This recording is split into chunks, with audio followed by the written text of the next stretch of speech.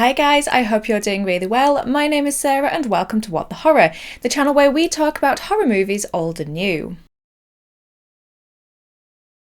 Today we are talking about Kyle Edward Ball's feature directorial debut, Skinamarink. But I'm not going to just sit here and talk about whether or not I liked it like a normal review. This is going to be more of a plot breakdown and deep dive, similar to my Smile, Barbarian and Ring episodes. If you haven't seen those and are interested in them, I will leave a link to my deep dive movie playlist down in the description box below. So we'll talk a bit about the film itself, its origins and story, and then we'll get more into a deep dive where we'll talk about some of the potential themes hidden in the film and some different interpretations. Just a heads up that this episode will contain spoilers for the film, so just bear that in mind if you haven't seen it yet. Skinamarink was directed and written by Kyle Edward Ball, who prior to making Skinamarink ran a YouTube channel called Bite-Sized Nightmares, in which he would ask viewers to post a comment about their own nightmares, and then he would film and recreate them. Back in 2020, Ball shot and produced a short film titled Heck, which was to be a precursor to what would eventually become Skinamarink. When discussing the concept behind Heck, Ball said, quote, "I'd had a nightmare when I was little. I was in my parents' house, my parents were missing, and there was a monster, and lots of people have shared this exact same dream."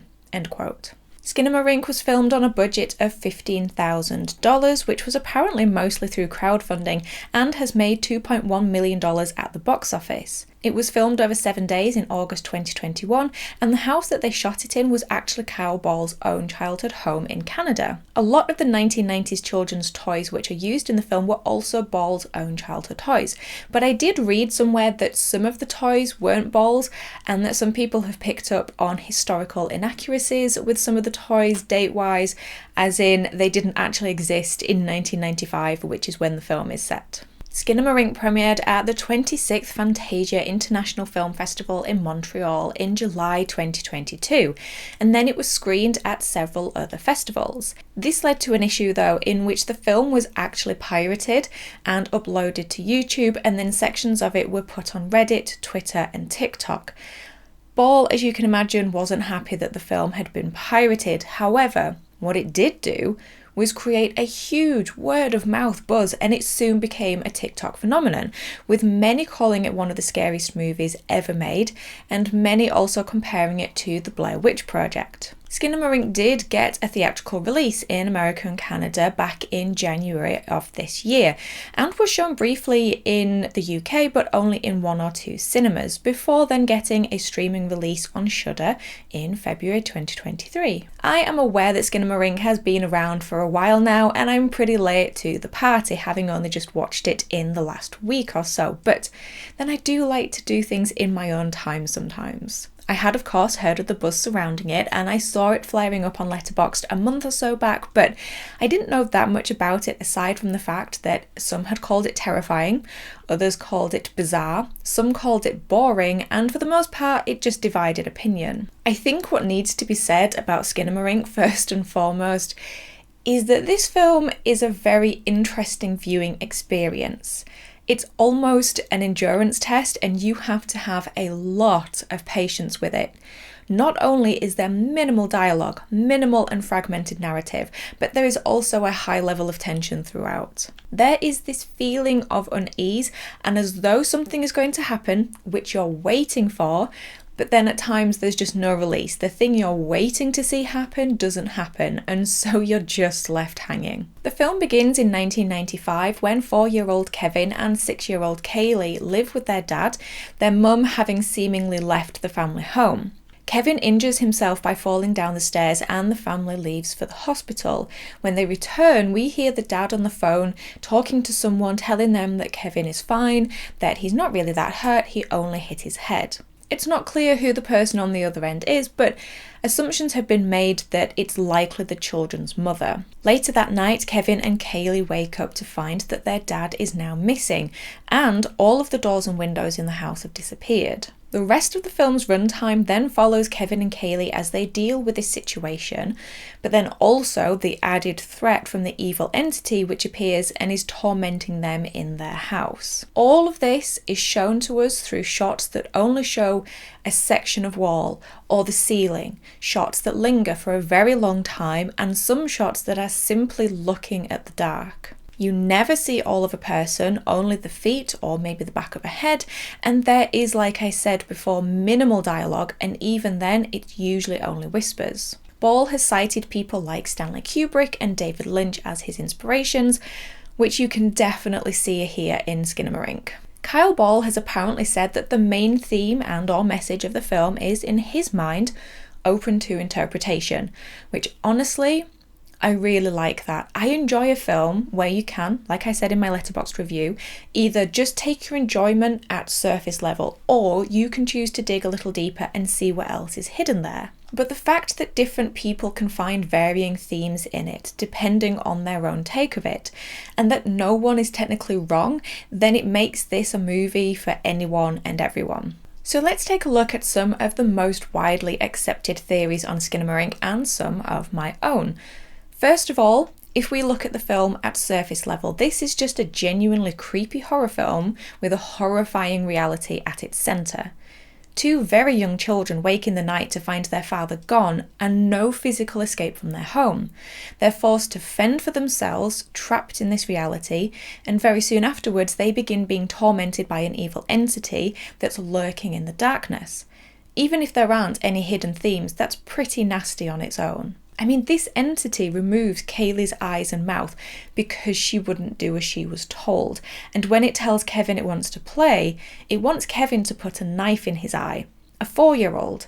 I mean, all of this is thankfully done off screen and we don't actually see it, but hearing the voice ask him to do this is sinister enough. But the worst part has to be when the entity becomes fascinated with one of the cartoons that's been playing on the TV, which for the film's runtime have provided the movie's background sounds, soundtrack. If you've seen it, you'll know which one I mean.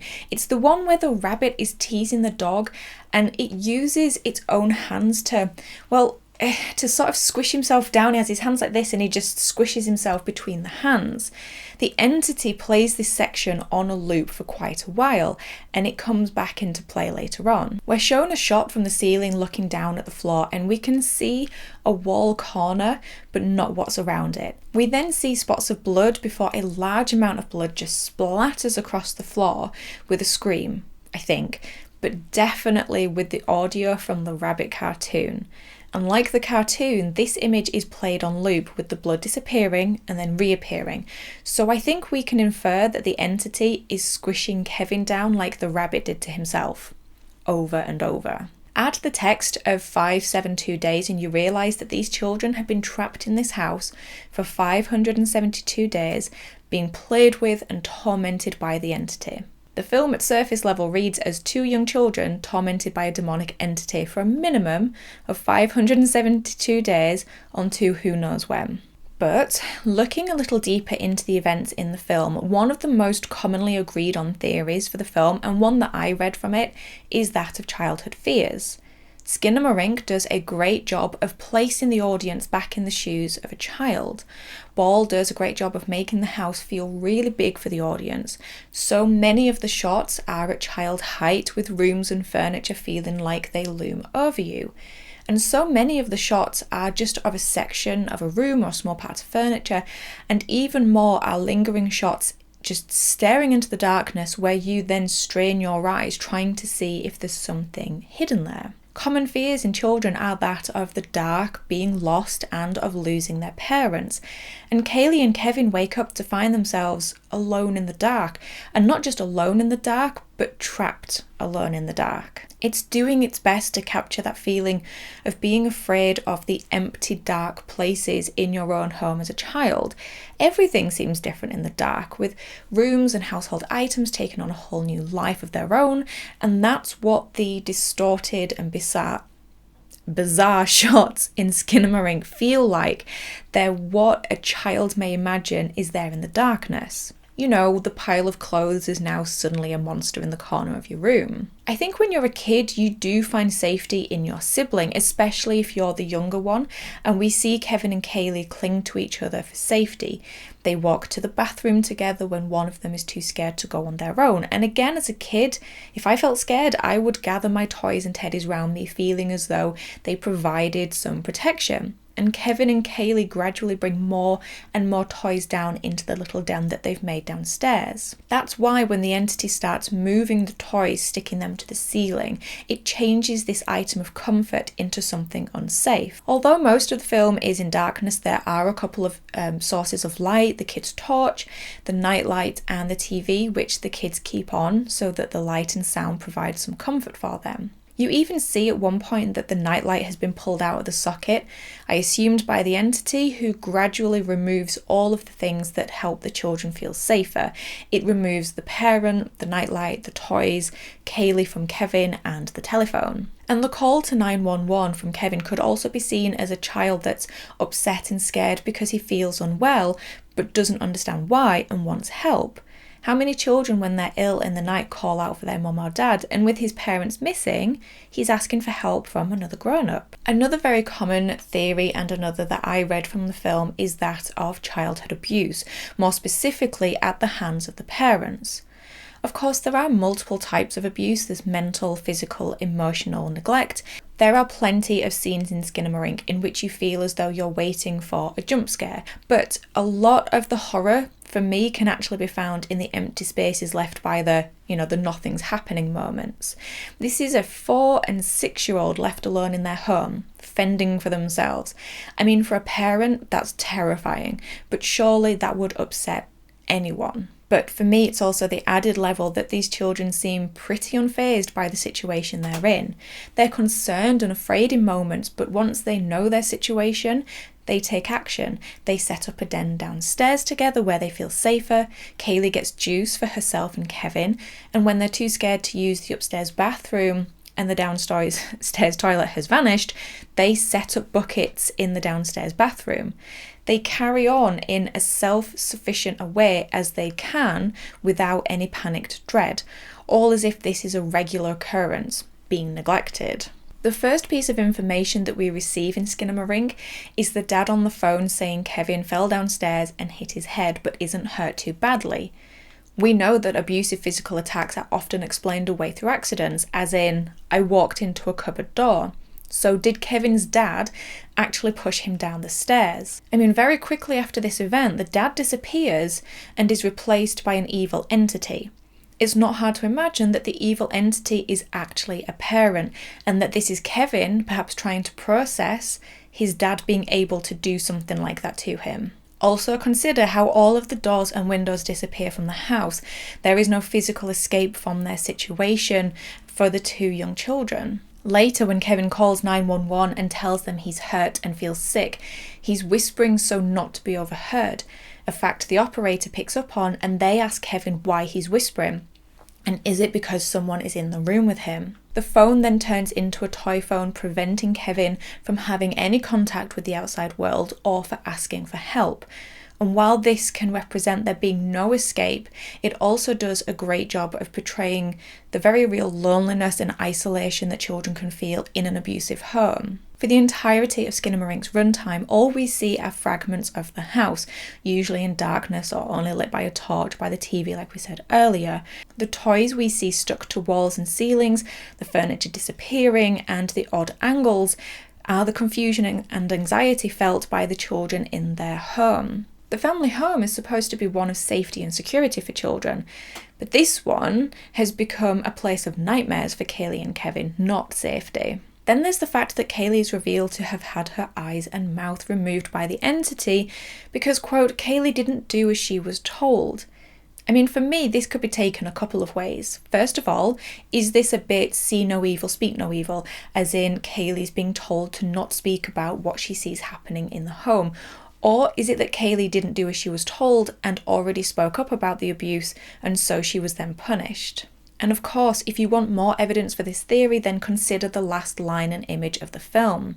The evil entity says, "Go to sleep," which is also a line that was spoken by the dad at the very beginning of the film.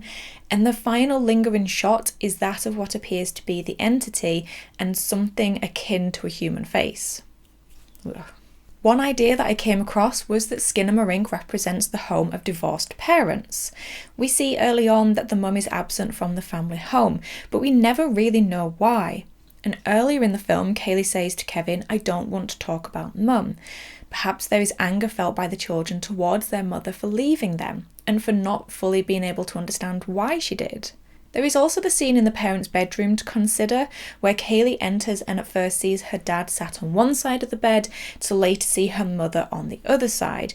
This creates the image of the parents sat at opposite ends of the bed with their backs to each other. This makes me think this is an image Kaylee has seen before.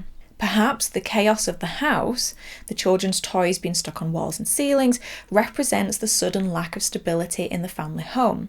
The once ordered home is now confusing with the departure of the mother, and with furniture disappearing and randomly moving, does this represent objects that left the family home when the mother did? If the dad is now acting as a single parent and has to leave the children on their own for periods of time, perhaps this explains why the children are so capable of fending for themselves, as we discussed earlier.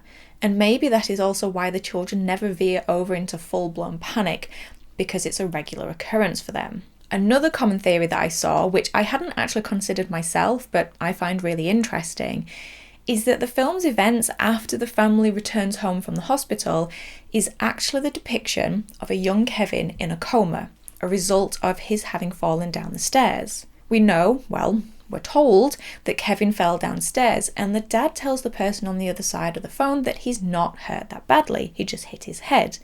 The theory goes, what if Kevin fell into a coma after the fall and head injury, and that is why everything feels and seems distorted?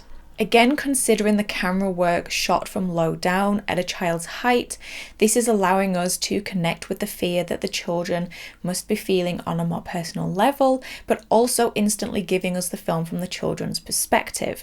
So if that's the case, then the fragmented narrative and distorted visuals must also be there for a reason. And if it's not an evil entity or a metaphor for child abuse, then is it how Kevin is actually perceiving things in his coma? At one point in the film, towards the end, Kevin asks the entity what its name is. There's also the scene where Kevin sees his sister Kaylee with her eyes and mouth removed.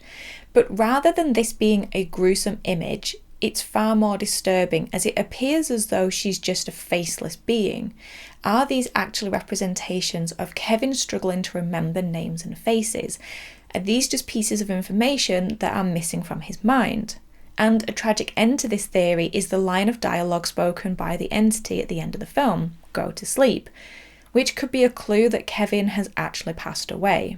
Skinamarink is definitely a unique viewing experience, like I said at the beginning, and is not going to be for everyone, and there should be no shame in it not being for someone. It is honestly something closer to an art installation than a movie, but if you are willing to give it a go and have the patience for it, then this can be a very rewarding film, if not a bit upsetting, but certainly one that can create a discussion and a lot of thinking. Let me know your thoughts on Skinamarink, such a fun word to say, and any theories that you had that perhaps I've not discussed here. I'd love to talk more about it down in the comments, but in the meantime, thank you as always for stopping by. I really do appreciate it. Take care of yourselves, and I will talk to you in the next episode. Bye guys.